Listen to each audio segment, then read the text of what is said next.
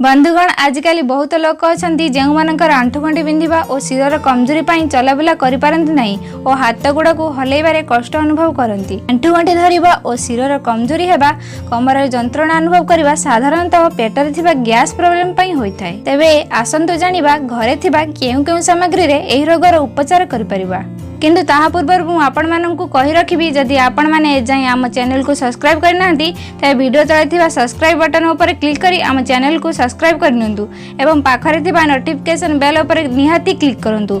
एहा द्वारा आमे जे नूतन वीडियो अपलोड करिवु ताहार नोटिफिकेशन आपण सर्वप्रथमे पाई परिबे।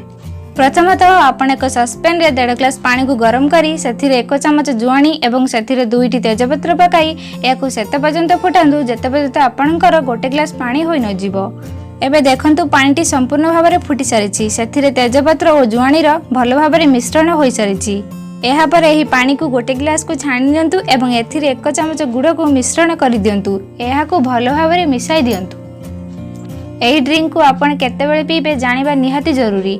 आपण एहा को सकाळे खाली पेटरे पीले आपण को एहार प्रभाव बहुत जल्दी मिलिबो एवं एहा को राति रे सोइबा पूर्व पीबा आवश्यक, जहा द्वारा आपण शरीर आंठुगंठी बिंधिबा शिर रे जंत्रणा और अंटार दरजरू बहुत जल्दी उपशम मिलिबो।